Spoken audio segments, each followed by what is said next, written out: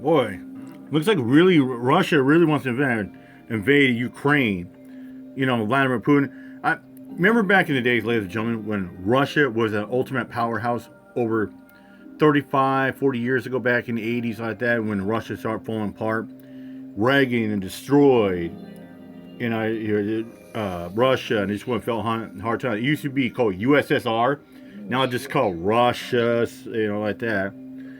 But yeah, I guess Russia really should be a powerhouse. I mean, Russia was so powerful, they tried out Afghanistan.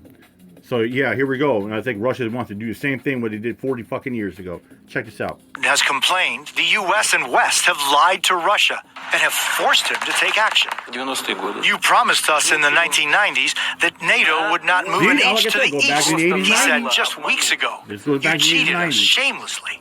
Michael McFaul is the former U.S. ambassador to Russia. Putin has said the West, the United States, is provoking us, provoking me. That's ridiculous. Let's be clear. Nobody's provoking Putin. This was how Europe was aligned at the peak of the Cold War, split between willing NATO allies in blue to the West, and in red, countries that the Soviet Union used brutal force to keep in line with them. But when the Soviet Union fell, these Eastern European countries, now free, aligned with the U.S. and NATO. Russia's sphere of influence and its geographic buffer against NATO now shrunk considerably. 5 NATO countries even border Russia, and many now host U.S. military bases. And Ukraine? It sits here, almost alone between Russia and the West.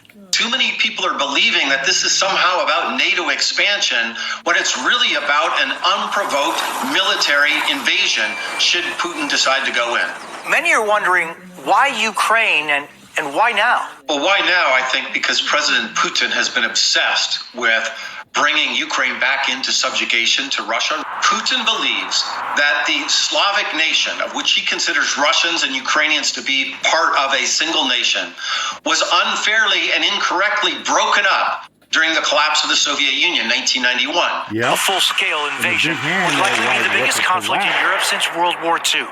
And it could likely destabilize international markets. On Friday, as tensions rose, the S&P 500 plunged nearly 2%. That's a drop of $2,500 for the average American's 401k.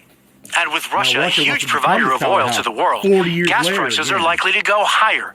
They've already hit their highest level in 8 years. I think the mistake we make in the West sometimes is we think that Putin's some kind of rational actor calculating the cost-benefit analysis of invasion, when in fact he's thinking about his place in the history books 50 years from now.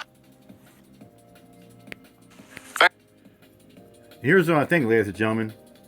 Someone has messaged me, or we were talking earlier, thinking maybe World War III might happen.